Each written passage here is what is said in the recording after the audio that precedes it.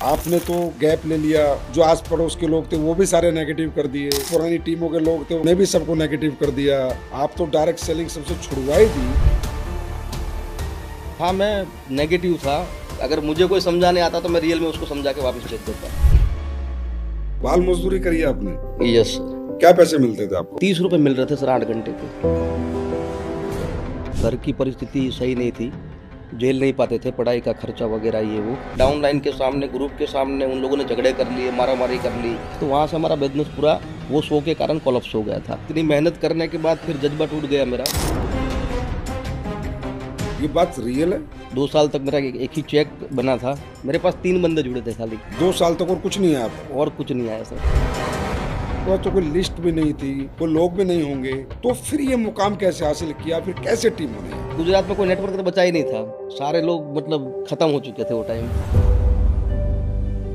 तो हमें ऐसा लग रहा था कि भाई हमारे लिए और कोई रास्ता तो है नहीं।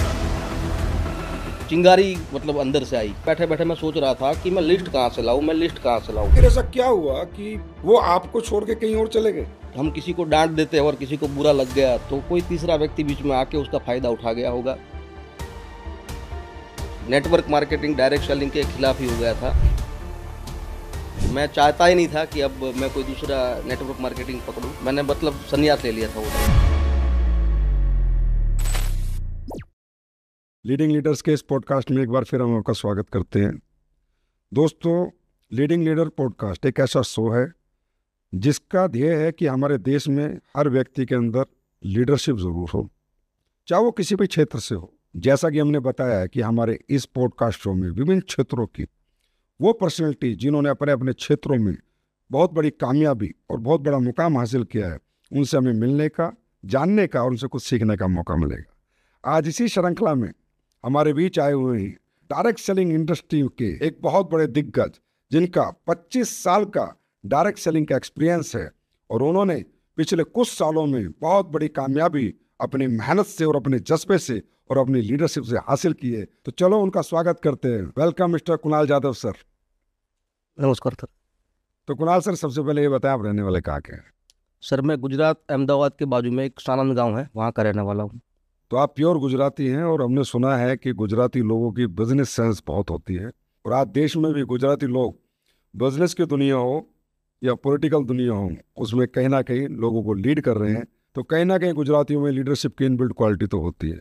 तो कुणाल सर, ये बताइए आपने पढ़ाई लिखाई कहाँ तक की और किस स्कूल से की? सर मैं प्राथमिक से 10वीं तक पढ़ा हूँ और माध्यमिक में मैंने जेडीजी स्कूल हमारे सानंद गांव में थी, वहाँ पे पढ़ाई करी है।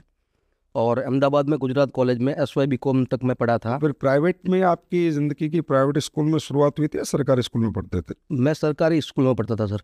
सरकारी स्कूल। तो आपके यहाँ के सरकारी स्कूलों का स्टैंडर्ड अच्छा है? नहीं सर, उतना तो अच्छा नहीं है, जो गांव में होता है उसी तरीके से है। मतलब वही जो एक लेवल से लोग जाते हैं वैसे ही हम जाते थे। तो आपके पिताजी, जैसा मैंने सुना है, नौकरी करते थे, तो आपकी तो आर्थिक परिस्थितियाँ अच्छी रही होंगी? नहीं, पिताजी सर नौकरी करते थे लेकिन वो टाइम उनका सैलरी बहुत कम था और कुछ कारण से उनको थोड़ा कर्जा भी था, तो घर की परिस्थिति सही नहीं थी, झेल नहीं पाते थे पढ़ाई का खर्चा वगैरह ये वो। तो बहुत स्ट्रगल किया है बचपन में। मम्मी ने काम करा है, काम करके हमें पढ़ाया है। मम्मी क्या काम करती थी?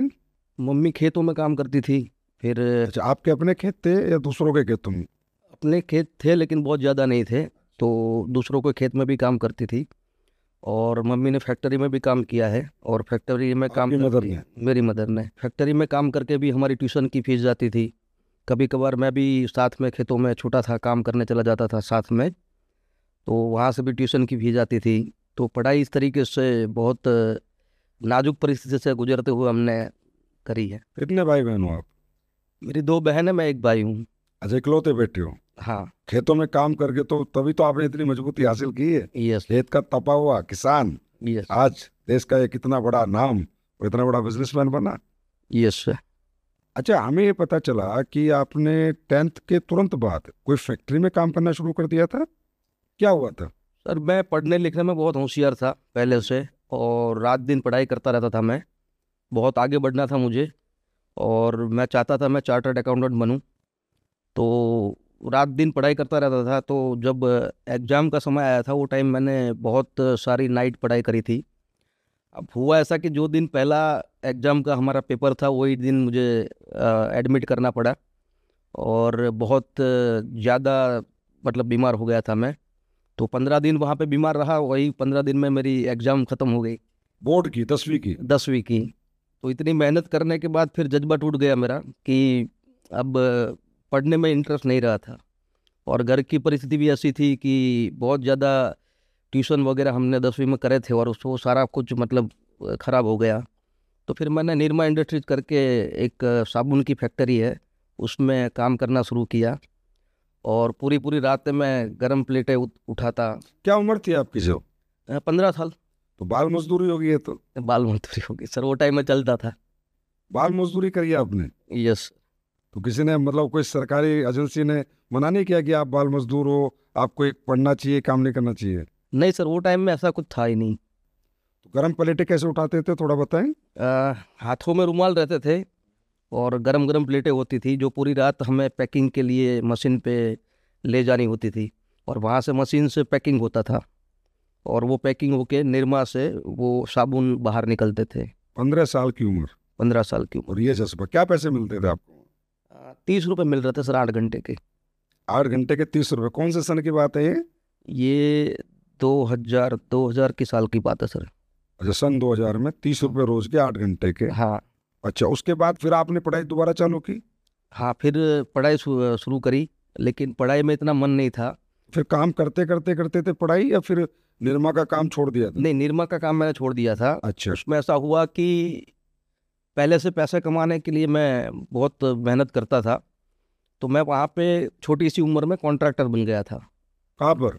निरमा में। तो मैं मजदूर सप्लाई करता था वहाँ पे, 6 महीना काम करा, फिर कॉन्ट्रैक्टर से मैंने सेटअप करा और मजदूर सप्लाई करता था। तो एक बार ऐसा हुआ कि हमारी जो मजदूर की बस आ रही थी उसको एक्सीडेंट हो गया, और उसमें 2 लोग मर गए। ओह।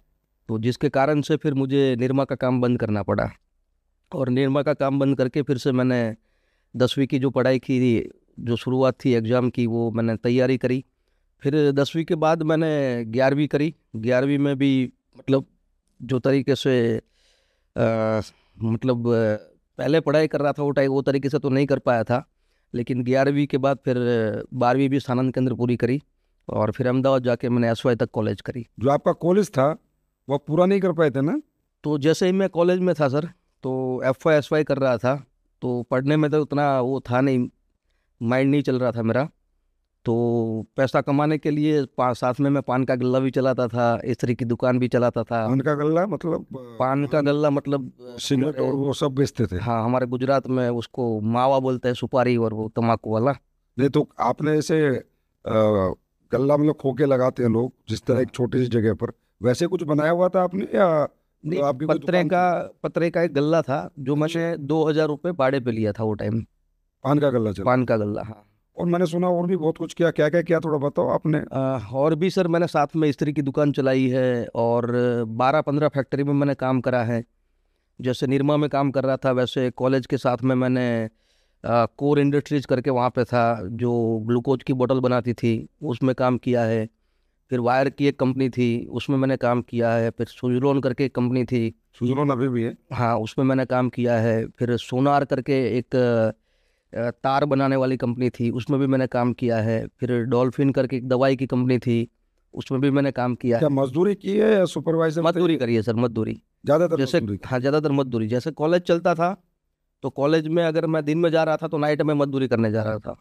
अगर मेरा नाइट का सेट नहीं होता था तो मैं सुबह जाता था। ऐसा करके शिफ्ट वाइज मैं। और वो स्त्री का क्या होता है? स्त्री क्या मतलब? स्त्री का सर मतलब दुकान था, जैसे पान का गल्ला होता है, साथ में स्त्री भी कर लेते थे। वो प्रेस करते हैं जो हाँ, लोग, कपड़ों को प्रेस करते हैं कपड़े ना। धोने लोगों के और फिर उनको प्रेस करने? नहीं, धोना नहीं था सर। जब प्रेस धोए हुए कपड़े आते हैं ना, जो रोड पे वैसे लोग लगाते हैं, समझ गया, मैं समझ गया। वैसे मैं स्त्री करता था। तो क्या होता था कि सुबह सुबह अगर मान लो 20-25 जोड़ी कपड़े आए तो इसको स्त्री करके हम निकल जाए, तो वो टाइम में 1 रुपया 50 पैसे मिलते थे, तो 50-100 रुपये का काम वो भी हो जाता था।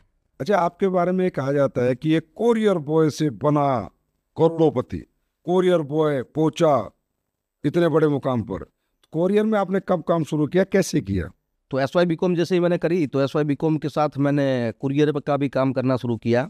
एक जगह पे ज़रूरत थी तो मैंने 500 रुपये कुरियर की नौकरी से शुरुआत करी, और मैं वहाँ पे साइकिल लेके घूमता था, और साइकिल लेके घर घर जाके मेरा कुरियर डालने का काम होता था। साइकिल सुबह, हाँ, तो सुबह सुबह वो भी काम मैं कर लेता था। तो कोरियर कितने घंटे करते थे? कुरियर वैसे तो सर मैं पूरा दिन करता था, लेकिन कॉलेज के टाइम में क्या करता था, 2 लेक्चर भरे, फिर बंक मारा, फिर कुरियर के काम में चला गया, फिर आया वापस, फिर मैं अपना जो कुरियर का ऑफिस था शाम का वो संभालता, और वो जो बैंकों का काम होता है वो बैंकों के कुरियर लेके फिर रात को 10 बजे मैं अहमदाबाद गांधी आश्रम आता, वहाँ पे सारे कुरियर बांट के फिर सुबह घर जाता, फिर सुबह घर जाके फिर मैं कॉलेज जाता, फिर कॉलेज से आके फिर कुरियर करता। मेहनती तो आप बहुत थे। तो कुणाल सर, कोरियर में कहाँ तक तरक्की कर पाए थे, कहाँ तक पहुंचे थे आप? कुरियर में सर मैं 1 आध साल काम करने के बाद मैंने अपनी खुद की 5 ब्रांड डाली थी। प्रोफेशनल कुरियर है, मारुति कुरियर है, DTDC कुरियर है, एक दूसरा भी ब्रेस फ्रेश करके कुरियर था। तो ऐसे कुरियर में मैंने एजेंसी लेना शुरू करी, और एजेंसी ले लेके मैंने खुद की ब्रांचें डालना शुरू करी। तो जैसे सानंद गांव है, अहमदाबाद है, धौलका है, चांगोदर है, बावला है, वहाँ पे मेरी ब्रांचेस थी। तो कुणाल सर, मतलब आपके बचपन से ही दिमाग में ये तो था कि मुझे मालिक बनना है, मालिक। कोरियर बॉय से फिर दुकानें डालना, एजेंसियां लेना, मतलब बिजनेस करने की थोड़ तो बचपन से ही आपके अंदर थी। Yes sir. तो मतलब जब आप पढ़ते थे तो नौकरी करने के बारे में नहीं सोचते थे? सर पढ़ता था, लेकिन जब 10वीं में मैं बीमार हो गया उसके बाद मेरा पढ़ाई से मन। जैसे एक व्यक्ति पढ़ता है तो सोचता है मैं अफसर बनूंगा, साइंटिस्ट बनूंगा, तो आप नहीं सोचते थे कि मैं नौकरी करूंगा, आप सीधा सोचते थे बिजनेस करूंगा? नहीं, मैं एक ही सोच बना ली थी कि मैं बिजनेसमैन बनूंगा। पढ़ाई एक टैग के लिए था, मतलब पढ़ा हूँ। गुजराती का तो है ना, नौकरी ना करो। गुजराती तो भाई मतलब आज भी देश में सरकारी संस्थाओं में या कहीं भी गुजराती बहुत ना के बराबर हैं। गुजराती तो सही मायने में पैदा ही बिजनेसमैन होता है। अच्छा, फिर ये डायरेक्ट सेलिंग आपकी जिंदगी में कैसे आई? सर जब कुरियर का काम कर रहा था तो मेरे जो दोस्त था उसको इनवाइट करने के लिए एक व्यक्ति आया था, एक इनविटेशन कार्ड लेके, और वो कुछ बातें कर रहे थे कि आपकी ज़िंदगी बदल जाएगी, आपका ये हो जाएगा, आप बहुत बड़े बन जाओगे, बहुत पैसे कमाओगे। तो मैं कान लेके सुन रहा था, क्योंकि माइंड में बिजनेस तो था ही। तो वो जो कार्ड था वो मेरे टेबल पे छोड़ के वो चला गया, मतलब जिसको इनविटेशन दिया था वो गया नहीं। तो उसके ऊपर उसका नंबर था, तो मैंने STD PCO से उसको फ़ोन किया कि भाई वो कार्ड आपका यहाँ पे छूट गया है, तो क्या था वो? तो बोला एक बड़ा बिजनेस है, आप आओ, आप भी देख सकते हो। मतलब समझा कोई किसी को रहा है, बुला किसी को रहा है, कार्ड आपके हाथ लगा और आपने कॉल कर लिया? हाँ, मैंने कॉल कर लिया सामने से। तो उन्होंने बताया कि ये जगह पे आना है, संडे का एक वेन्यू है, तो उनको मतलब वो बिजनेस देखने के लिए मैं गया। वो टाइम समझ में कुछ नहीं आया था, लेकिन एक ही बात समझ में आई थी कि लोग यहाँ से पैसा कमा रहे हैं और मुझे पैसा कमाना है। ऐसे गए आप किसी और के इनविटेशन पे, किसी और के कार्ड पे आपने अपनी किस्मत खोल दी। यस। तो उसके बाद उस कंपनी में जिसमें आपने काम किया, आपका सफर कैसा रहा? तो सफ़र तो बढ़िया रहा, नाम अच्छा कमाया। 2 साल तक मैं एक ही चेक पे टिका था, 2 साल तक मेरा एक ही चेक बना था। लेकिन लोगों को देख देख के एक पेशेंस था कि मतलब मैं भी यहाँ पे कुछ कर पाऊंगा। 2 साल में शुरू के डायरेक्ट सेलिंग के 2 साल में एक चेक मतलब कितने पैसे आ गए थे आपको? वो 435 रुपये का एक चेक था सर। ये बात रियल है? रियल है सर। 2 साल में? 2 साल तक मेरे पास 3 बंदे जुड़े थे खाली, उसमें से एक का कमीशन 435 रुपये आया था। 2 साल तक और कुछ नहीं आया आपको? और कुछ नहीं आया सर। फिर तीसरे साल? तीसरे साल में फिर थोड़ा बिजनेस को सीखा समझा, तो तीसरे साल से थोड़ा अच्छा काम शुरू हुआ था। तो कुणाल सर, जैसे आप तो आए थे कोरियर की दुनिया से या फैक्ट्रियों में काम करके, तो आप डायरेक्ट सेलिंग में आए, तो शुरू में आपको कोई दिक्कत नहीं आई?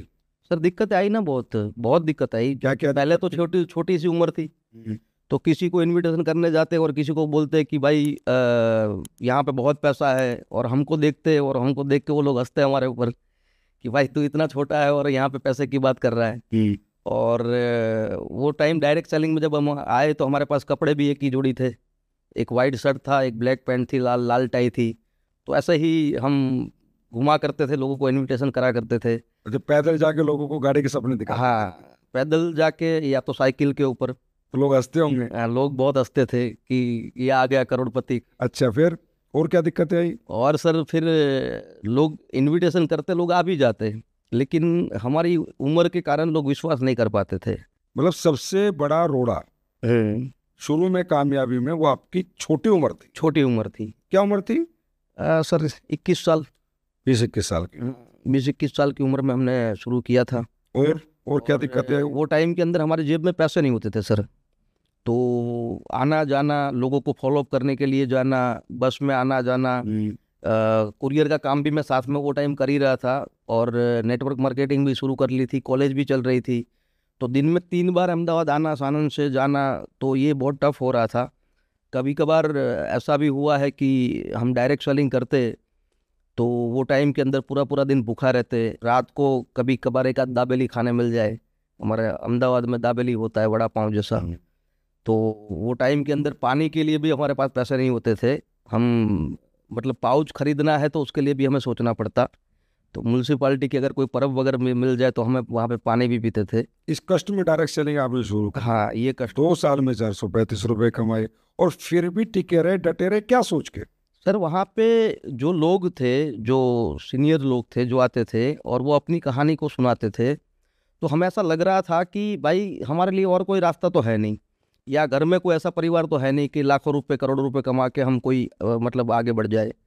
तो जीवन के जो सपने पूरे करने थे वो मुझे ऐसा लग रहा था कि डायरेक्ट सेलिंग से ही हो पाएगा।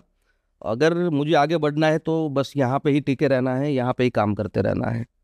तो हमने ये सीखा था सर। आपको ये समझ में आ गया कि यही एक रास्ता है जो आपको ऊंचाइयों पे पहुंचा देगा?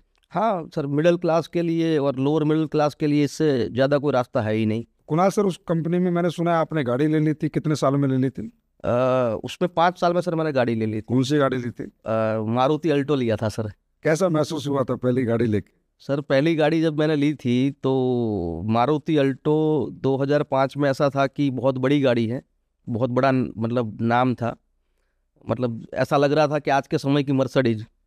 तो वो टाइम के अंदर जब मैं मारुति अल्टो लेके अपने गांव में गया था, जैसे ही गांव में घुसा वहाँ पे पूरा गांव मेरा स्वागत करने के लिए मतलब खड़ा था। बारिश आ रही थी एक साइड में अल्टो की एंट्री हो कौन रही सी थी। साल की बात है? ये 2005 की साल की बात है सर। तो फिर वो कंपनी आपने क्यों छोड़ दी थी? क्या हो गया था उसमें ऐसा?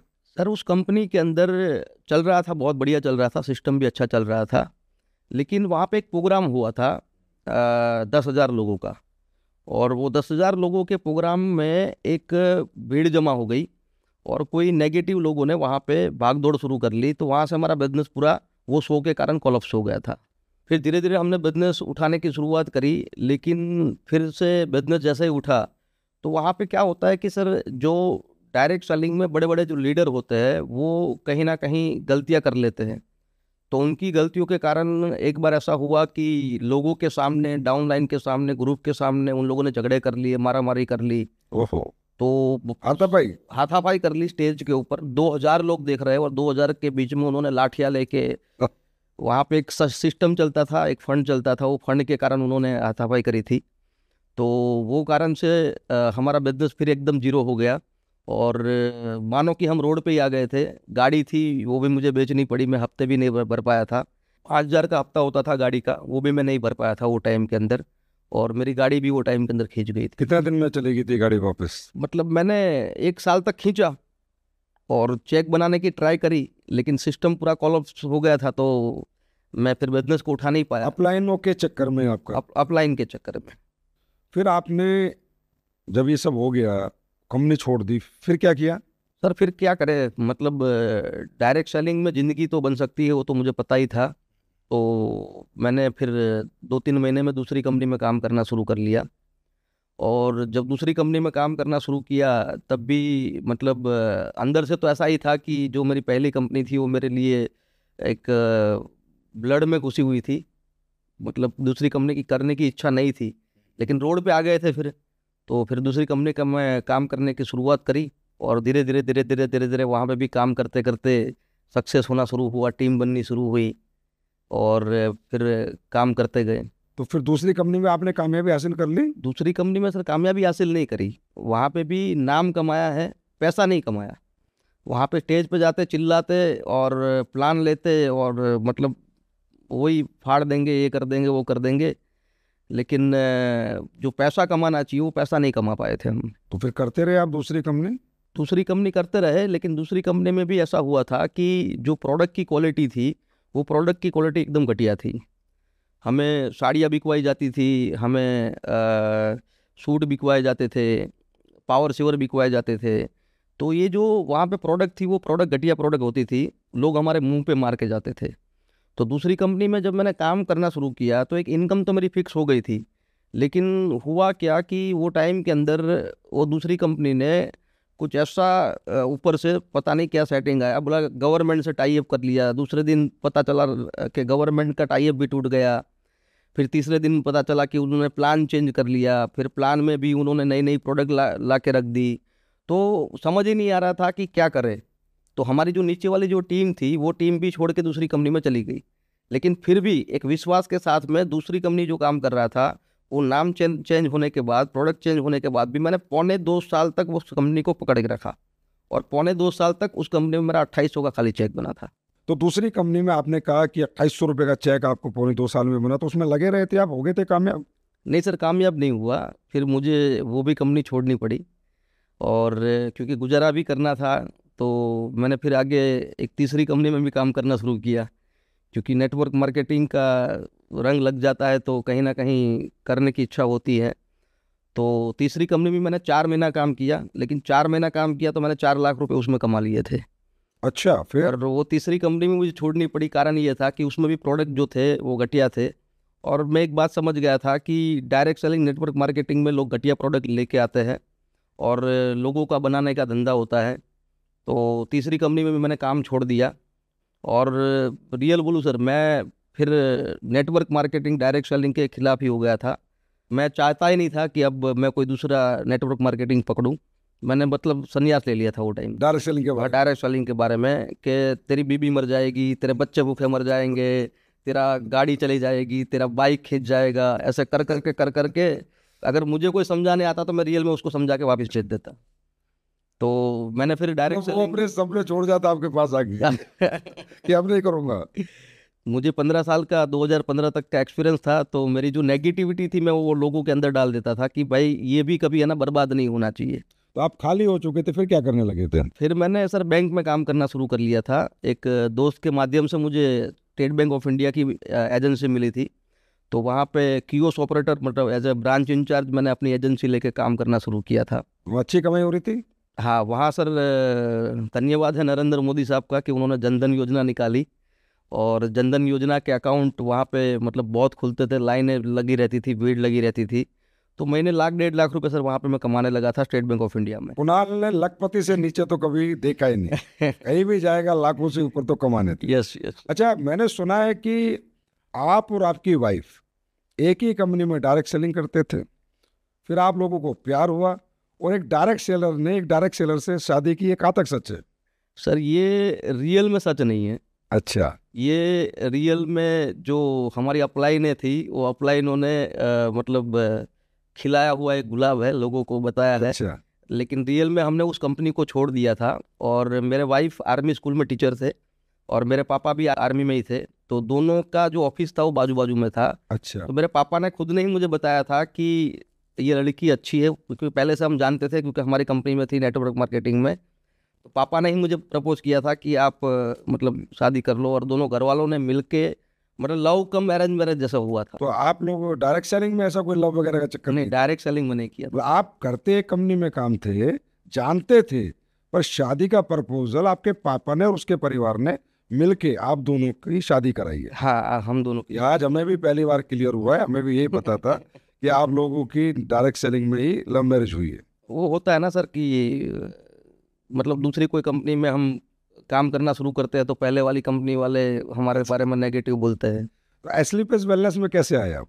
सर असली बेस वेलनेस में मैं बैंक में एक बार बैठा था, और मामचंद सर मेरे दोस्त थे पहले से। क्योंकि मामचंद सर भी उस पुरानी कंपनी में काम। हाँ, मामचंद सर पहले पुरानी कंपनी में काम करते थे और वो अहमदाबाद में उनका ट्रांसफ़र था नेवी में। तो मैं उनको जानता था, मेरे पापा भी जानते थे, तो फ्रेंड थे मेरे। तो एक बार चैट हो रही थी और हाय हेलो कर रहे थे हम, तब मामचंद सर ने बताया था कि हमने कोई कंपनी खोली है। तो मैं वो टाइम हंस रहा था कि भाई कंपनी खोली है, मुझे बख्श देना, क्योंकि मैं महीने 1-1.5 लाख तक अब पहुंचा हूँ। अब मैं मुश्किल से बैंक खोला है, बैंक का मालिक बनाओ। अब मुझे अल्टो नहीं खिंचवानी है दोबारा, क्योंकि एक छोटी गाड़ी फिर लाया था ईओन, तो मुझे खिंचवानी नहीं थी। तो मैंने सर को तो मना ही कर दिया था। लेकिन बोलते हैं ना सर कि अगर आपके जीवन के अंदर कुछ लिखा है, भगवान ने लिखा है कि करोड़पति आप बनोगे, तो नम्रता को एक बार प्रॉब्लम हुई पैरों में। मैंने सब जगह दिखाया, हॉस्पिटल में दिखाया, तो ऑपरेशन का बोला बोला पैरों में नसों में पानी भर गया है, आपको वो पानी खिंचवाना पड़ेगा। तो मैं भी जानता था कि अगर मैंने नसों में पानी खिंचवाया तो पैर वैसे ही खराब हो जाएगा, तो मैंने नहीं करा। फिर कई आयुर्वेद, एलोपैथी सब कुछ करता रहा मैं, लेकिन उसका प्रॉब्लम सॉल्व नहीं हो रहा था।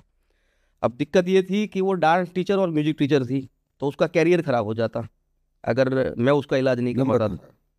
तो मैंने मामचंद सर को एक बार ऐसे ही पूछ लिया कि सर आपके पास कोई प्रोडक्ट है ऐसी, क्योंकि मैंने एक वीडियो देखा था नागपुर के अंकल का, वो बोल रहे थे मैं 4 माले चढ़ के अभी हाँ हाँ, उनका वीडियो देखने के बाद थोड़ा मुझे लगा था, लेकिन यकीन नहीं आ रहा था। मुझे ऐसा लग रहा है कि वो जैसे नहीं, वो फेयर एंड लवली की एड आती है और ऐश्वर्या राय आती है, बोला फेयर एंड लवली लगाओ गोरे हो जाओ। मैंने बहुत घिस डाली, मैं अभी तक गोरा नहीं हुआ हूँ। तो मैंने सोचा कि पैसे खिला के कुछ कराया होगा। तो मामचंद सर को एक बार मैंने पूछा कि भाई सर ये सही है या मतलब ऐसे ही, मतलब जो लोग करते हैं वैसे ही है।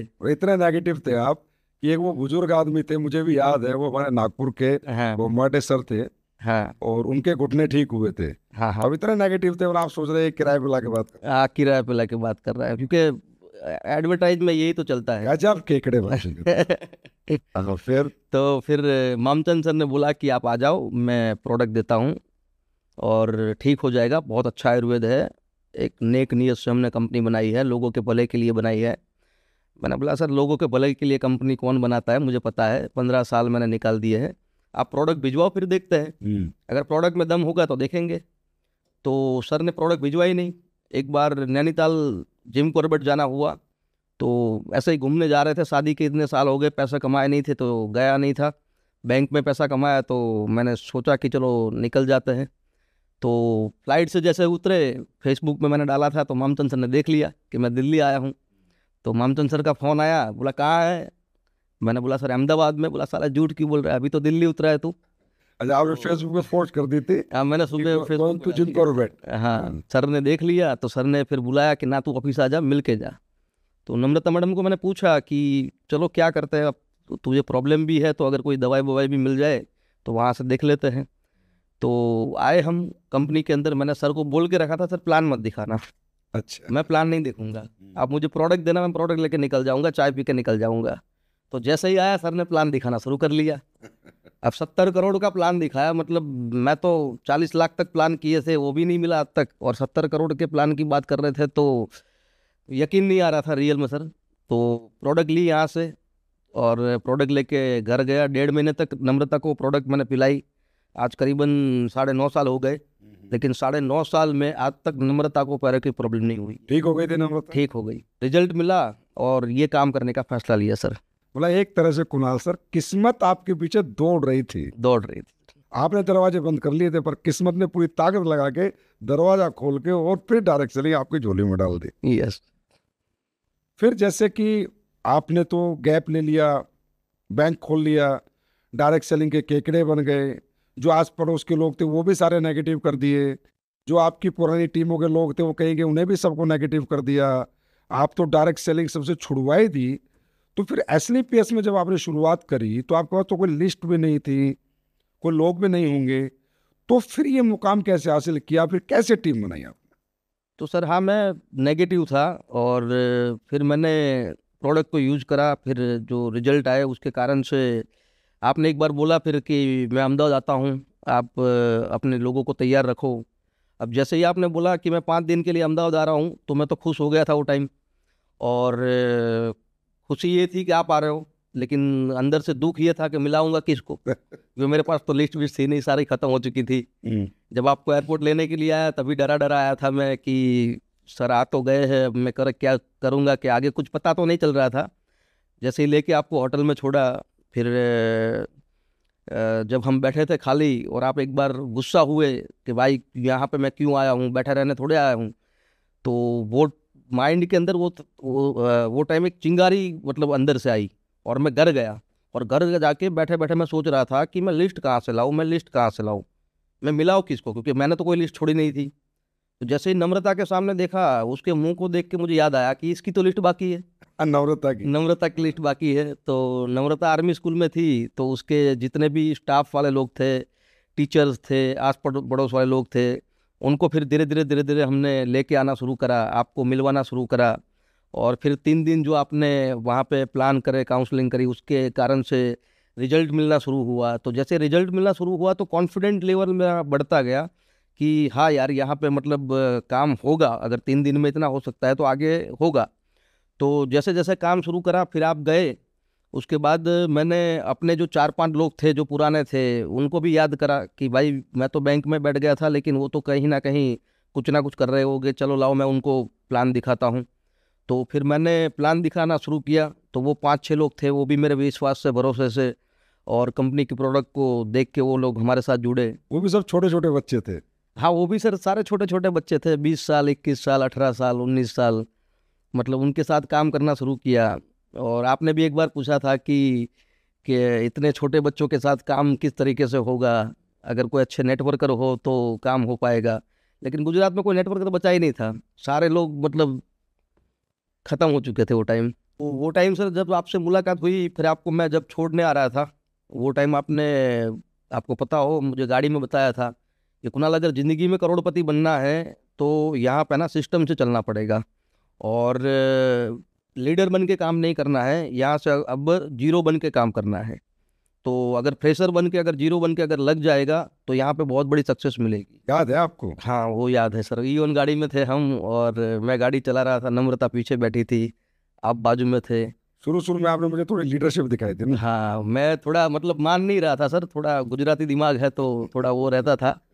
तो आपने बताया उस तरीके से, फिर मैंने सोचा कि भाई अगर किसी के कहने से अगर दिमाग को बंद करके अगर आगे बढ़ा जाता है तो चलो उस तरीके से बढ़ते हैं। और फिर हमने सिस्टम से काम करना शुरू किया। आपने उस टाइम वो भी बताया था कि कुणाल, 5 साल में तेरी लग्जरियस गाड़ी आएगी, 10 साल में तेरे पास बंगलो होगा।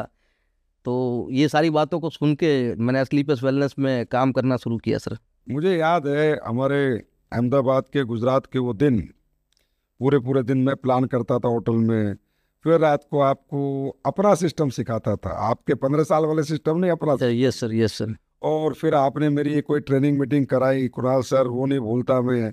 ना एसी था, ना पंखा था, और आपने एक कंपनी के एमडी को उस हॉल में डाल दिया, और मैं पसीना पसीना, मेरी पैंट भीग गई, शर्ट भीग गई, और आप भी पसीना पसीना। Yes sir. तो उस दिन जब पसीना निकल रहा था तो मैं सोचा ये पसीना जरूर गुजरात में धंधा बनाएगा, लेकिन आपकी मेहनत ने फिर अच्छा बिजनेस किया, और रियली आपने बहुत अच्छा काम किया, अच्छी टीम बनाई, अच्छा धंधा बनाया। जी सर।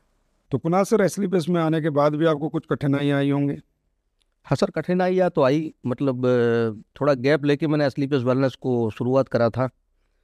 तो पहले तो लोगों को जोड़ने में कठिनाई आई, लेकिन स्लीपर्स वेलनेस की जो प्रोडक्ट थी, वो प्रोडक्ट के रिजल्ट बहुत बढ़िया थे। तो जैसे ही मैंने मार्केट में काम करना शुरू किया और लोगों को प्रोडक्ट देना शुरू किया, तो रिजल्ट बहुत ज़्यादा आना शुरू हुआ। मतलब मुझे ना लिस्ट की ज़रूरत पड़ रही थी, ना किसी लोगों की ज़रूरत पड़ रही थी, प्रोडक्ट ही ऐसा बोल रही थी कि धीरे धीरे धीरे धीरे धीरे धीरे बिजनेस हमारा अप होता गया, ग्रो होता गया। वहाँ से लिस्ट बनी आप? हाँ, वहाँ से लिस्ट बनी सर। और कुछ कठिनाई आई होंगी? और सर दिक्कत तो थे ही, वैसे पैसे की भी दिक्कत थी, घर परिवार था उसको संभालना था, गाड़ी थी वो भी मेंटेन करनी थी। तो शुरुआत में वो सारी दिक्कतें आई थी। तो बिना किसी लिस्ट के, बिना लोगों के, बिना टीम के, और एक गैप भी आपने ले लिया, उसके बावजूद एसलीपीएस में आने के बाद आपने मात्र कुछ दिनों में एक पहली लग्जरी कार ली थी। वो कौन सी थी?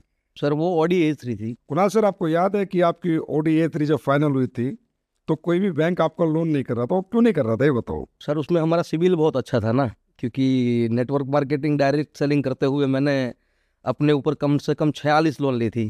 कितनी? 46 लोन, 46 लोन। तो उसमें कई लोन ऐसी थी जो भरी ही नहीं गई थी, तो जिसके कारण से सिविल जो हमारा था वो डाउन था। जब मैंने स्लीपर्स वेलनेस शुरू किया तो मैं स्टेट बैंक से कमा के 3 लाख रुपए की ईवन गाड़ी लाया था। तो जो बैंक में लोन देने वाले थे वो भी सोच रहे थे कि 3 लाख रुपए की गाड़ी घुमा रहा है और तू 45 लाख रुपए की गाड़ी लेगा कैसे। तो वो सेट ही नहीं हो रहा था, तो कोई बैंक लोन नहीं कर रही थी सर। तो आपकी सोच पहले ऑडी A3 की थी या किसी और गाड़ी की थी, ये भी नहीं बताओ। सर, उसमें हुआ क्या था, अगर आपको याद हो, मैं क्रूज बुक करा के आया था और मुझे ऐसा था कि आपके पास भी क्रूज़ है तो मैं भी क्रूज़ ले लूँ। तो मैं क्रूज़ बुक करा के आया और मैंने तुरंत आपको फ़ोन करा कि सर कॉन्ग्रेचुलेसन बोलो। बोला क्यों? मैंने बोला सर मैंने क्रूज़ बुक कराई। और सामने से आपकी मस्त आवाज़ मतलब आई। तो मैं सोच में पड़ गया कि यार मैंने क्रूज़ बुक कराई है और सर मेरे को मतलब डांट क्यों रहे हैं। तो आपने बोला कि क्रूज़ नहीं बुक करानी है, लग्जरियस गाड़ी लेके आओ, ऑडी के शोरूम में चले जाओ। अब सर कभी ऑडी का शोरूम उस माइंड में सोचा ही नहीं था। देखने की बात तो और है, माइंड में कभी सोच भी नहीं थी कि ऑडी के शोरूम में जाएंगे। और जब आपने बोला कि ऑडी लेके आ, तो मेरे बाजू में मेरा दोस्त बैठा था, अभी मेरी डाउनलाइन भी है अमित राठौड़ करके। वो मेरा पाँव दबा रहा था, भाई सारे एमडी ऐसे ही बोलते हैं, तू कहीं है ना फंस ना जाना। वो एक अल्टो थी पता है, खींच गई थी। मैंने बोला याद तो है लेकिन सर ने बोला है तो जाना तो पड़ेगा। तो मैं ऑडी के शोरूम में चला गया फिर, और जीन्स टी शर्ट में गया था। तो शोरूम वालों को लग भी नहीं रहा था कि ये गाड़ी लेने आया होगा। तो दरवान मुझे वहाँ पे पूछ रहा है कि भाई कहाँ जाना है। तो मैंने बोला ऑडी लेनी है। बोला किसको लेनी है? अरे मैंने बोला भाई मेरे मेरे को लेनी है। तो बोला अपनी ईवन है ना वो पीछे लगाओ। तो मैंने ईवन गाड़ी को पीछे लगाया, मैं अंदर गया। अंदर भी कोई पानी के लिए या कोई पूछ भी नहीं रहा था। हम गाड़ियाँ देख रहे थे। तो कोई 45 लाख की गाड़ी थी, कोई 46.5 लाख की गाड़ी थी, कोई 50 लाख की गाड़ी थी, 55 लाख की थी, 80 लाख की थी, 85 लाख की थी। तो हमने तो पहली बार इतनी महंगी कारें देखी थी। तो मैं वापस आया और पीछे जो 45 लाख रुपए का जो ऑडी A3 था, वहाँ पे मेरी नज़र अटकी। ब्लैक कलर का था, ब्लैक कलर मुझे पसंद है पहले से। तो मैंने बुकिंग के लिए बोला। अब जैसे ही बुकिंग के लिए बोल रहा हूँ तो वो बंदा पहले मुझे पूछ रहा है कि तेरा लोन होगा कि नहीं होगा। अच्छा। क्योंकि मुझे देख के वो समझ गया था कि भाई ये मतलब ले पाएगा कि नहीं ले पाएगा। लेकिन मैंने उनको बोला भाई सब कुछ हो जाएगा, तू बुकिंग का अमाउंट ले। और बुकिंग अमाउंट लेके मैं कम से कम 2 महीना पूरे गुजरात की जितनी भी बैंक है, कोऑपरेटिव बैंक से लेके लोकल बैंक से लेके नेशनलाइज बैंक से लेके हर जगह मैंने फाइल रख ली, लेकिन कहीं भी मेरी लोन नहीं हुई थी। फिर कैसे हुआ?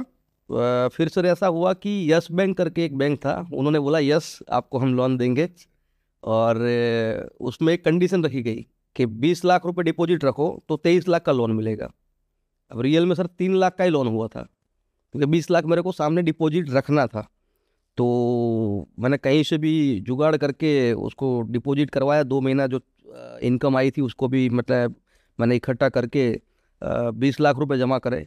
और वो 20 लाख रुपए भरने का कारण ये था कि मेरा सिविल अच्छा हो जाए, कि आगे करके मुझे अगर कोई भी लोन वगैरह लेना है या बैंक से अगर रिलेशन अच्छे बनाने हैं तो वो बन बन पाए।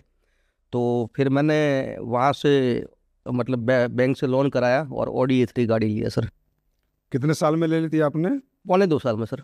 काफी खुशी महसूस हुई होगी आपको तब। सर बहुत ज़्यादा, मतलब मैं रात को नींद से उठता तो नींद से उठ के मैं ऑडी को ऐसा हाथ लगाता कि रियल में ये मेरी कार है या सपना है। मैं रियल में। आप काफी साल हो गए थे ना आपको डायरेक्ट? हाँ, डायरेक्ट सेलिंग में बहुत साल हो गए थे। अच्छा, अभी आपकी वाइफ क्राउन डायमंड है, यस सर। आप रॉयल एम्बेसडर हैं, यस सर। घर में दोनों आईडी पे पैसा आ रहा होगा। आ रहा है सर। तो ये आपकी जो वाइफ क्राउन डायमंड है, नम्रता, ये अपने दम पे है या इनका भी बिजनेस आप ही देखते हो, सिर्फ इनका नाम नाम है? नहीं नहीं सर, वो अपने दम पे ही काम कर रही है। वो पहले से ही नेटवर्क को जानती थी, मैंने आगे भी आपको बताया था। तो पहले भी उसने काम करा हुआ है तो उसके पास एक्सपीरियंस था। और वही एक्सपीरियंस के दम के ऊपर उसने अपने आईडी पे खुद ने काम करा है। मैंने जो सपोर्ट करना चाहिए अपलाइन की तरह, हमारे बीच में अपलाइन डाउनलाइन के रिश्ते हैं, हस्बैंड वाइफ के बाद में है। मतलब पहले अपलाइन डाउनलाइन? हाँ, घर में और वो भी कुणाल सर ही कहती है हाँ, घर हमेशा। में भी कुणाल सर ही कहती है, मैं उनको मैडम ही कहता हूँ। और मेरे पापा भी नेटवर्कर है तो मेरे पापा भी मेरे को सर कह के ही बुलाते हैं। आपके पापा भी काम कर रहे हैं? हाँ, मेरे पापा भी काम कर रहे हैं, वो रिसेंट डायमंड बनने वाले हैं। तो आपके घर की 3 आईडी लगी हुई है? हाँ, 3 आईडी लगी है सर। 3 आईडी पे कमाई हो रही है घर में? 3 आईडी पे कमाई हो रही है। कैसा चल रहा है घर? सर बहुत बढ़िया चल रहा है सर। ये इतनी लग्जरियस लाइफ, इतनी वीआईपी लाइफ तो हमने जीवन में सोची नहीं थी। तुमने नम्रता और आप में रिपोर्टिंग भी होती है कि आज कितने प्लान हुए, कितने सब? हमारी सर रिपोर्टिंग ही रिपोर्टिंग होती है। हस्बैंड वाइफ वाली लाइफ वो है ही नहीं। हम जब भी मिलते हैं तो हमारे बिजनेस की बात होती है। और यहाँ पे वेन्यू है, यहाँ पे जाना है, ये करना है, डाउनलाइन का ये करना है, यहाँ पे शो करना है, यहाँ पे ट्रेनिंग करनी, ये करनी वो करनी। मतलब रात भर हम बैठे बैठे वो प्लानिंग ही करते रहते हैं। आपकी फैमिली को हम ऐसे कहते हैं डायरेक्ट सेलिंग फैमिली, तो डायरेक्ट इसमें कोई अतिशयोक्ति नहीं होगी। No. Everybody is doing direct selling. Yes sir. Father, yes आप, आपकी वाइफ। Yes sir. तो नम्रता जैसे कहीं जाती है, अकेले भी ट्रिप करने जाती है, अकेले भी ट्रेनिंग लेने जाती है, तो आपको कोई सिक्योरिटी नहीं होती? तो सर कभी ऐसा सोचा ही नहीं है। हम दोनों मैच्योर हैं, कई सालों से डायरेक्ट सेलिंग में लगे हुए हैं, तो हमारे बीच में कभी ऐसी बात ही नहीं आई इनसिक्योर जैसी। हम हमेशा एक दूसरे से बातचीत करते रहते हैं, रिपोर्टिंग लेते रहते हैं। और नम्रता पहले से ही मतलब इतना विश्वास है, उसको भी विश्वास है, मुझे भी विश्वास है, हम दोनों भरोसे पे टिके हुए हैं, और इसीलिए आज वो क्राउन डायमंड है और मैं रॉयल एम्बेसडर हूँ। कुणाल सर, बहुत बड़ी बात है कि आपने अपनी वाइफ को इतनी फ्रीडम दी, उसे खुद काम करने का मौका दिया, और आज वो देश के किसी भी कोने में जाके, मैं भी देखता हूँ, सेमिनार ट्रेनिंग खुल के करती है, और वो सिर्फ आपके सपोर्ट के कारण। कभी स्पीच भी लेते हैं तो कहती है because of Kunal sir. Yes. Really आप और आपकी वाइफ इस डायरेक्ट सेलिंग की इंडस्ट्री में बहुत बड़ा एग्जाम्पल हो, और किसी को भी हस्बैंड वाइफ को डायरेक्ट सेलिंग करनी है तो एक बार आपकी जर्नी को जरूर जानना चाहिए। तो कुणाल सर, सबसे पहले बताइए आपकी कितनी आईडी पे कैपिंग है? सर अभी 2 आईडी पे कंटिन्यू कैपिंग तो है ही, और बस तीसरी शुरू हो जाएगी सर। तीसरी भी लगने वाली है? हाँ। तो अब तो कैपिंग भी बढ़ चुकी है। Yes sir. यस। मजा आ रहा है? बहुत मज़ा आ रहा है सर, बहुत। तो कुणाल सर, सबसे पहले तो ये बताओ, अब कौन सी गाड़ी लोगे? और आप गाड़ियों के बड़े लवर माने जाते हो, आपने बहुत सारी गाड़ी ले रखी है, कौन कौन सी गाड़ी है आपके पास? सर मेरे पास ऑडी A3 मैंने लिया एक, फिर उसके बाद में मैंने जगुआर ली, दो, और तीसरी मैंने फोर्ड इंडोवर गाड़ी ली, तीन, चौथी मैंने थार लिया, चार, पांचवी मैंने फॉर्च्यूनर लीजेंडर लिया। पाँच। 5 गाड़ी सर मैंने लग्जरियस गाड़ी यहाँ से छुड़ाई है। 5 गाड़ियां हैं अभी आपके पास? हाँ है। 8% 5 गाड़ियां मेंटेन करते हो आप? वैसे तो सर 7 गाड़ियाँ हैं, और अच्छा। 2 छोटी गाड़ियाँ भी मैंने लेकर रखी है ऐसे ही। वो कौन कौन सी? वो एक अभी महिंद्रा की मैंने जो ईवी कार ली है, इलेक्ट्रिक कार है, वो सिस्टर के लिए ली है, 6। और खाली बच्चों को छोड़ने ले जाने के लिए एक मारुति का गाड़ी लेकर रखा हुआ है। 7 गाड़ियां आपके पास? सर, एक डायरेक्ट सेलिंग की दुनिया में एक डायरेक्ट सेलर आज 7 गाड़ियां मेंटेन कर रहा है, ये बहुत बड़ा इंस्पिरेशन है उस यूथ के लिए या उस व्यक्ति के लिए जो डायरेक्ट सेलिंग करने के बारे में सोच रहा है। बहुत बड़ी बात है। अच्छा, अगली गाड़ी कौन सी लेने की प्लानिंग कर रहे हो? सर अगली तो बहुत बड़ी सोच है। अभी दुबई गया था कंपनी एनिवर्सरी में, तो वहाँ पे जाके फिर से सोच बढ़ने लगी। आपने रॉयल्स रॉयल्स में एंट्री कराई, तो माइंड में वही खुशी हुई है। RR। R R R R RR लेके आओगे? सर 100% लेके आएंगे।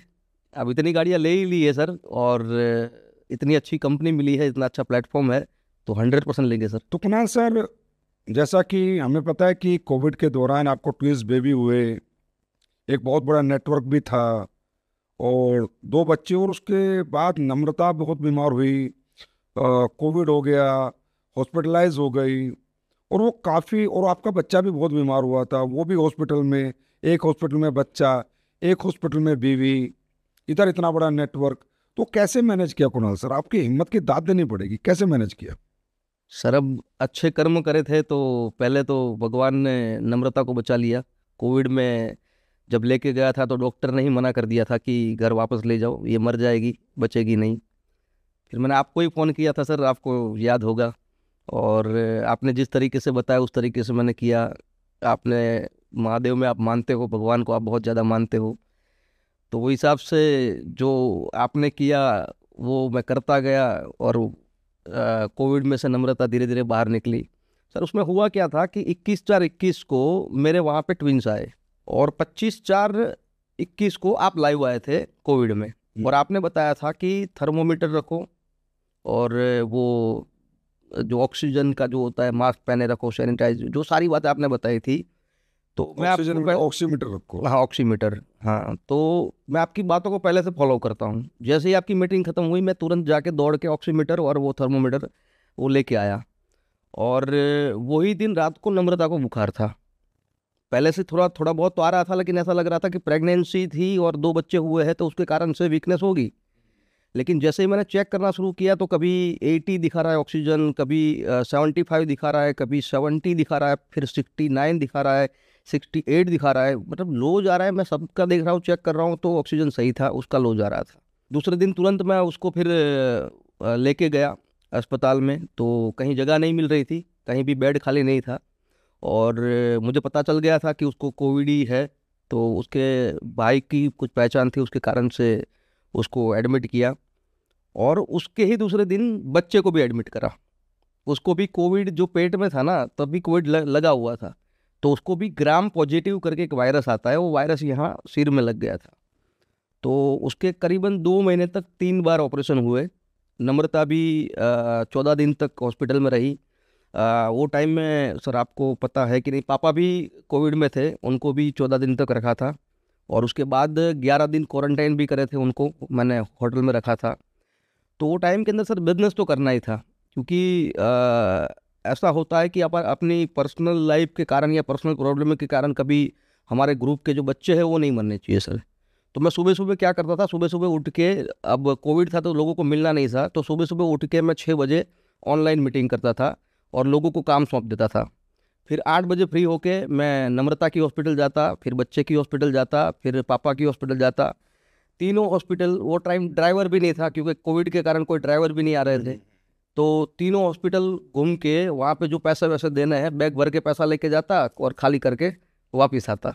तो तीनों हॉस्पिटल में मिल के, और वो टाइम में मैंने अपने मकान का भी काम शुरू कराया था, अपने मैंने बंगलो जो लिया उसका।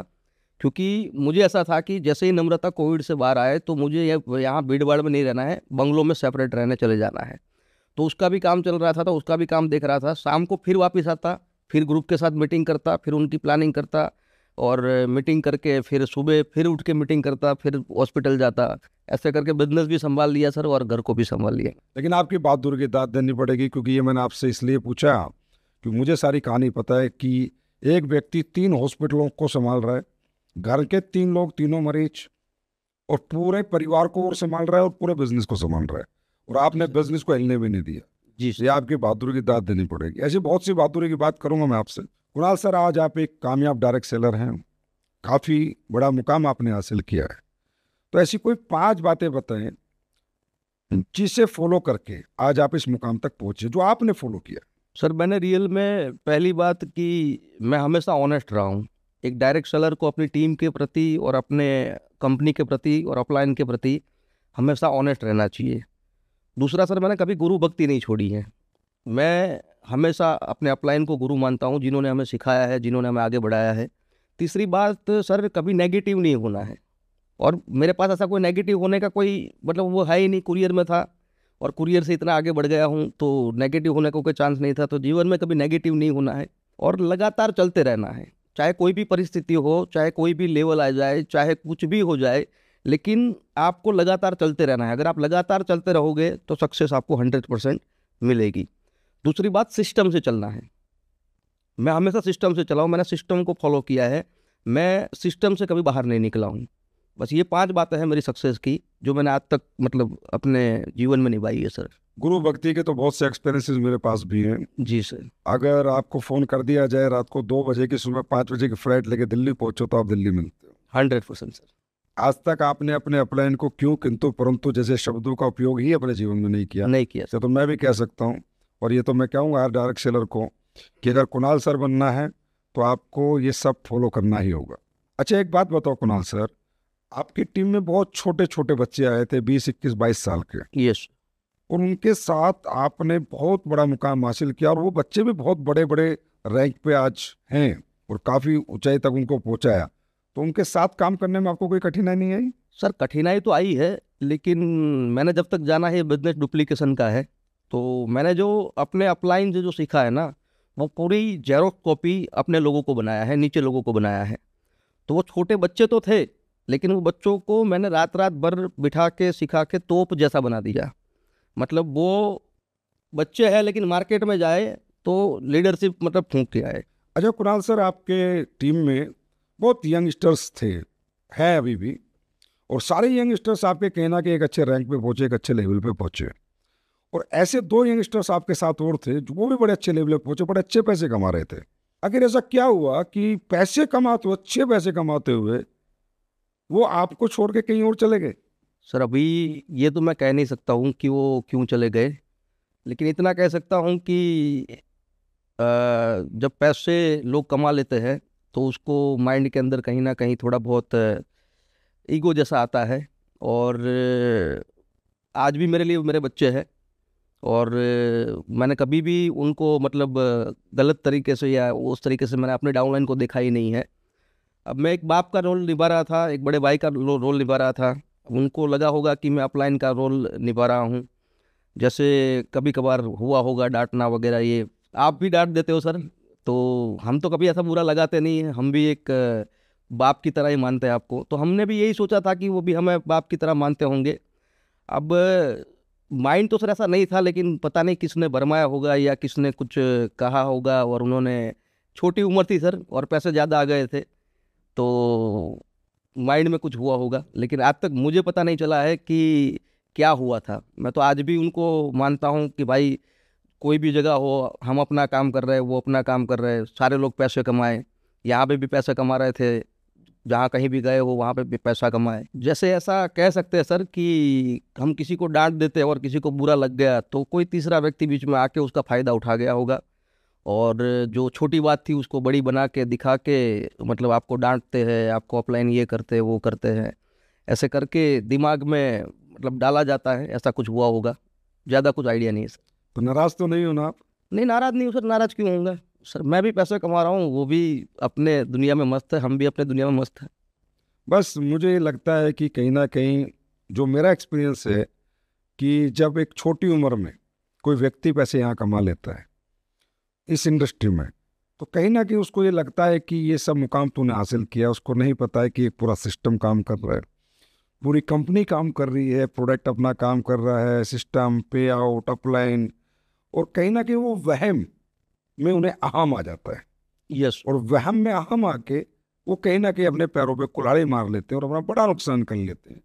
और इसी में मैं बता रहा हूँ, जिसने 2-4 कंपनियों में काम कर लिया या जिसकी उम्र ज़्यादा है, उसको एक बार तरक्की दे तो वो तरक्की को पकड़ के बैठा रहता है, तरक्की से दूर जाने की कोशिश नहीं करता। ये होता है कुणाल सर, ये हमारे भी कुछ एक्सपीरियंसेस हैं कि यस। खासकर यंगस्टर्स, छोटी उम्र के बच्चे जब यहाँ एक मुकाम पे हासिल करते हैं तो कहीं ना कहीं ये छोटी मोटी गलतियां उनसे हो जाती है, पर हमें किसी से नाराज नहीं होना चाहिए। God bless everybody. Yes. Kunal sir, यहाँ पर ऐसा भी कहा जाता है कई लोग जब अपलाइन थोड़ा कड़क होता है या सिस्टम को ज़्यादा फॉलो करता है या कोशिश करता है कि उसका हर डाउनलाइन सिस्टम को फॉलो करे, तो बोला यार अपलाइन की हमें गुलामी करनी पड़ती है, या अपलाइन तो हमारा बॉस बन गया और हम क्यों गुलामी करें, और ये तो इंडिपेंडेंट बिजनेस ओनर है हम यहाँ, ये तो फ्रीडम का धंधा है, फिर हम यहाँ क्यों घुट रहे हैं? ऐसा क्यों, मतलब ऐसी ये अनमेच्योरिटी क्यों डेवलप होती है लीडर्स में? सर ये लोगों की सोच होती है, रियल में यहाँ पे ऐसा कुछ नहीं है। अपलाइन कड़क होना ही ज़रूरी है तो ही सफलता मिलेगी, मैं तो ये मानता हूँ। क्योंकि हमने जब छोटे थे पढ़ाई करी थी तो हमारा टीचर भी था जो हमें डांटता था, हमें मारता था और सिखाता था, तो हम वहाँ पे सीखते थे। तो यहाँ पे भी अपलाइन एक बाप के समान है, एक टीचर के समान है। एक टीचर की स्टूडेंट गुलामी थोड़ी करता तो है। यहाँ पे जो गुलाम वाली बात आती है, डांटने वाली बात आती है, ये कुछ नहीं है सर। और यहाँ पे मैं तो मानता हूँ कि ऐसी अपलाइन होनी चाहिए डांटने वाली, क्योंकि एक बाप अगर डांटने वाला होता है तो उसका बच्चा बड़ा बनता है। वैसे अपलाइन अगर डांटने वाली हो और उसका ख्याल रखने वाली हो तो एक डायरेक्ट सेलर, नेटवर्क भी बड़ा बनता है। यहाँ पे बॉस वाली कोई बात नहीं है। बॉस वाली कोई बात नहीं है सर। इसका मतलब ये है कि जो अपलाइन नहीं डांट रहे हैं, इसका मतलब वो सही में, तो सही में वो सही और रियल अपलाइन नहीं है। क्योंकि फिक्र जिसको है और तकलीफ जिसको होती है कुछ गलत होते देख, डांटता वही है, समझाता वही है। सर होता क्या है कि मान लो कि हमारे घर में हमारा बच्चा है और वो रिजल्ट कम मार्क्स से लेके आएगा, तो एक बाप को बहुत दुख होता है और वो डांट देता है। लेकिन पड़ोसी का बच्चा अगर रिजल्ट कम लेके आया तो बाप क्यों डांटे जाएगा? वैसे यहाँ पे मैं ऐसा भी नहीं बोलता हूँ कि जो डांटता नहीं वो सही अपलाइन नहीं है, लेकिन जो आपकी केयर करता है, जो आपको दिल से मानता है, जो आपको दिमाग में नहीं रखता। कई लोग होते हैं जो दिमाग में रख के काम करते हैं कि मुझे इससे इतना पैसा कमाना है, ये करना है, इसलिए इतना धंधा लेना है।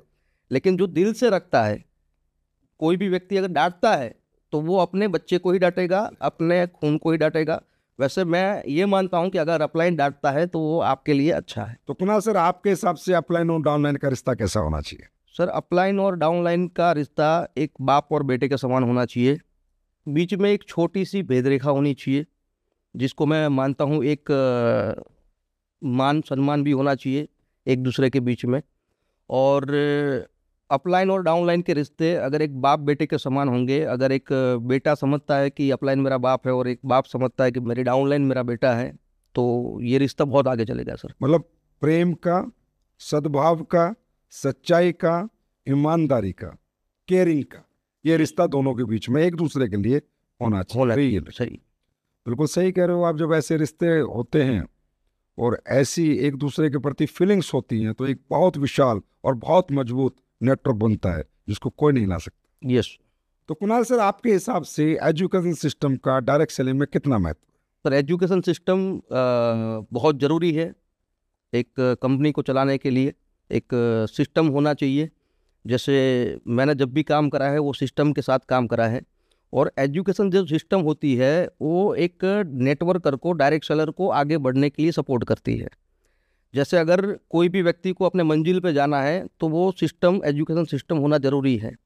अगर मान लो एक ट्रेन चल रही है, पटरी पे चल रही है, अगर वो पटरी से उतर जाएगी तो वो ट्रेन अपने मंजिल तक पहुंचती नहीं है। उस तरीके से अगर एक टीम में, एक लीडर में अगर एजुकेशन सिस्टम ना हो तो वो टीम सिस्टम के हिसाब से चल नहीं सकता है, वो अपने मंजिल तक पहुंच नहीं सकता है सर।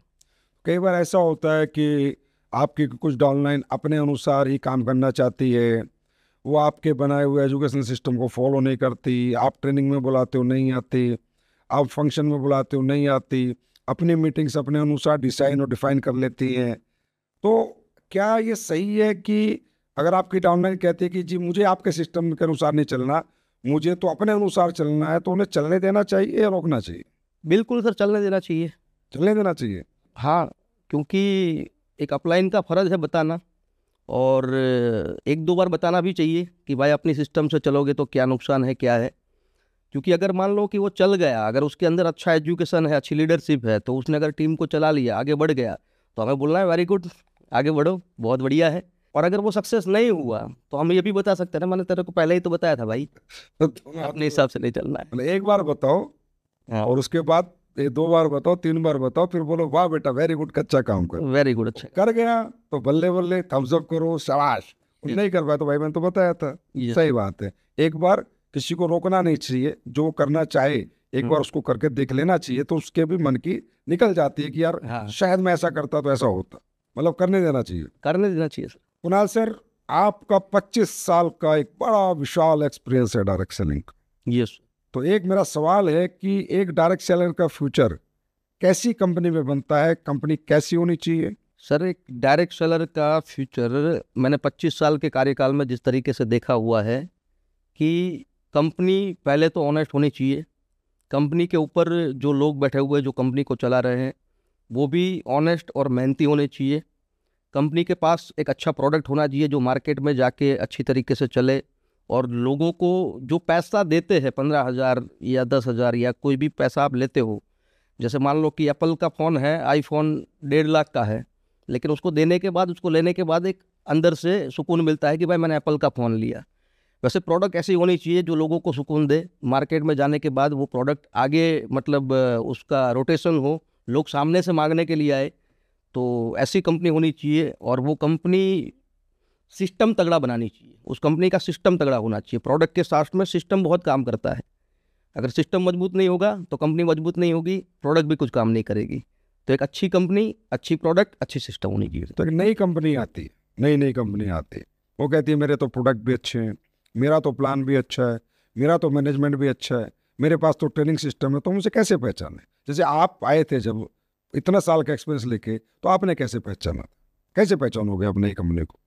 सर मैंने तो रियल में बताऊँ, पहले जब आपसे मुलाकात हुई और आपको मैंने काम करते हुए देखा, तो मैं इतने साल से मैंने काम करा हुआ है, मैं एमडी को 5 मिनट मिला हूँ, मतलब मुलाकात भी नहीं होती थी।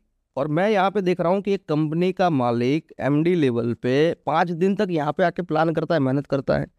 तो सर वो एमडी की सोच क्या होगी अपनी कंपनी को लेके, मतलब वो किस कदर तक उस कंपनी को ऊंचाई तक लेके जाना चाहता होगा। तो मैं तो पहले मैनेजमेंट देखा, और मैनेजमेंट मुझे पावरफुल लगा, और जैसे ही प्रोडक्ट यूज़ करना शुरू करा तो प्रोडक्ट के रिजल्ट भी मिलने शुरू हुए। और यहाँ का मैंने प्लान भी देखा, तो प्लान भी बहुत तगड़ा था, मतलब आने वाले फ्यूचर में डायरेक्ट सेलर जो सोच के चलता उस तरीके से प्लान था।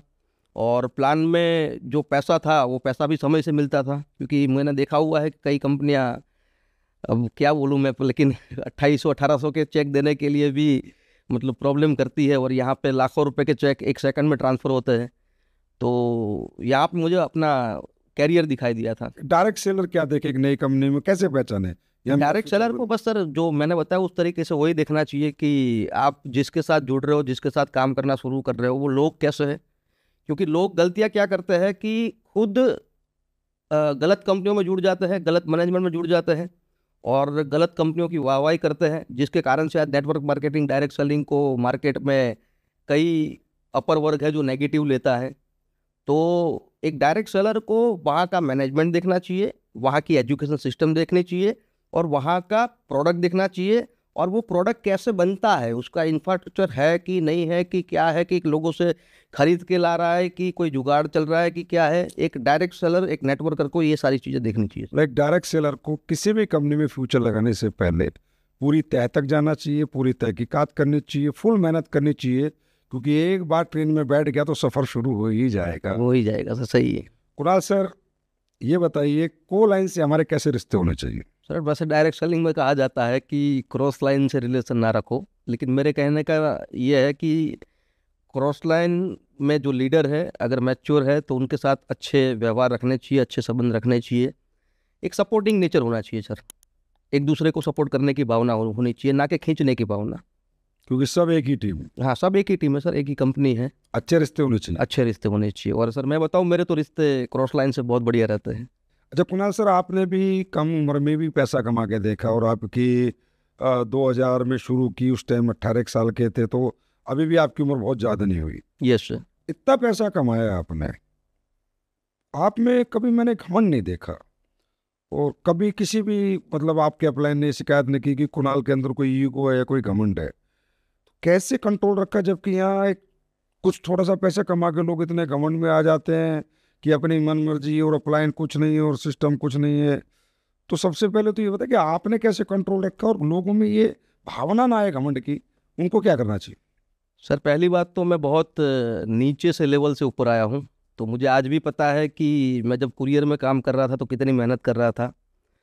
और ये जो घमंड वाली बात है, तो कहीं ना कहीं एक कंपनी मैंने करी थी छोटी उम्र में, तो वो छोटी उम्र में थोड़ा बहुत घमंड आया था, रियल बताऊं। और वही घमंड के कारण से टीम भी टूट गई थी और अल्टो भी खींच गई थी। तो मैंने ये जीवन के अंदर सीख लिया था कि कितने भी बड़े बन जाओ, कितने भी ऊपर चले जाओ, लेकिन अपने आप को जहाँ पे है वहाँ ही समझना है, क्योंकि जो भी मिला है वो जगह से मिला है, वो अपलाइन से मिला है। तो कभी भी घमंड नहीं करना चाहिए। और रियल बताओ, मैं अपने पर्स में आज भी एक 50 की नोट लेके घूमता हूँ, मैं आपको दिखा भी सकता हूँ। अच्छा, ये 50 का नोट है। कुछ भी ना हो तो जैसे थे वैसे तो है ही, यहाँ से रिक्शा करके घर चले जाएंगे। मतलब अपने आप को आज भी छोटा मानता हूँ, कभी मैंने बड़ा नहीं माना है, कितने भी करोड़ रुपए कमा लिए। तो लोगों को घमंड ना आए, उनको क्या करना चाहिए सर? सर बस अपने आप को देखना चाहिए कि हम कहाँ पे थे। आज भी मैं क्या थे, किसने हमें काम सिखाया, किसने हमें उंगली पकड़ के चलना सिखाया, यस कौन रात रात भर हमारे साथ जागा, किसने रात रात भर हमारे प्लान किए, जब हमें तकलीफ हुई कौन साथ खड़ा हुआ, भूख लगी तो किसने खिलाया। सही बात है, अगर हम ये सब याद रखें और अपना पुराना समय याद रखें तो शायद किसी को भी जीवन में घमंड ना आए। यस सर, एक चीज भी है ना, कोई देखे कि ना देखे, ऊपर वाला तो देख रहा है। ऊपर वाला सब देख रहा है। हाँ, ऊपर वाला सब देख रहा है सर, सब फल देंगे। अरे कुणाल सर, एक बात बताओ, सोना बहुत पहनते और मैंने देखा है कि इतना शौक है, और आज तो शुक्र है कि अंगूठियां शायद आप पॉडकास्ट के चक्कर में नहीं उतार के आए हो कि भाई ज्यादा अंगूठियां ना दिखे। नहीं तो गले में इतनी मोटी चैन, हाथ में इतने मोटे मोटे कड़े, 10 की 10 उंगली। इतना शौक कैसे लगा सोने पहनने का आपको? सर मतलब हमें हमारी कंपनी में लोग कहते हैं आपको gold Asclepius Goldman. Goldman, Asclepius Goldman. जी यस जी। इतना शौक कैसे लगा आपको सोने का? सर, मैं 11वीं 12वीं कक्षा में था, तो मेरा एक दोस्त था, वो बहुत सारा सोना पहन के मारुति गाड़ी लेके आता था। तो उसको देख के ना मुझे वो टाइम जलन हो रही थी बहुत ज़्यादा, कि यार मैं कैसे घर में पैदा हुआ, कि ये कैसे घर में पैदा हुआ, ये इतना सोना पहन के आ रहा है। और लड़कियां भी उसके पीछे सारी भागती रहती थी, क्योंकि वो गाड़ी वाड़ी लेके आता था। तो वहाँ से माइंड के अंदर एक दिल में एक गोल था कि कभी ना कभी पैसा कमाऊंगा ना, तो मैं भी ऐसे गोल्ड पहनूंगा। तो डायरेक्ट सेलिंग में काम करते करते 15 साल तक तो मौका नहीं मिला, लेकिन एसलीपीएस का अच्छा प्लेटफॉर्म मिला जिसके कारण से पैसे कमाए, तो आज अपने शौक को मैं पूरा कर रहा हूँ। मतलब ये तो डायरेक्ट सेलिंग में सूट पहनना पड़ता है सर, नहीं तो मैं पूरा गोल्ड यहाँ से वहाँ से लेके पूरा पहन के घूमता हूँ। और मैं चाहूँ तो सोने का शर्ट, सोने का पैंट भी सिलवा लूँ, इतना मुझे शौक है। कितने का गोल्ड होगा आपके पास? सर बहुत सारा है, मुझे भी कुछ पता नहीं है। इस डायरेक्ट सेलिंग के सफ़र में, 25 साल के सफ़र में, कुछ सालों से आपका सफ़र रहा एसलीपीएस वेलनेस में, अभी कितना पैसा कमा चुके हैं? सर बस यहाँ पे आधा अरब होने में थोड़े से बाकी है। आधा अरब होने में थोड़े से या ज़्यादा? आधा अरब। आधा अरब? अरब।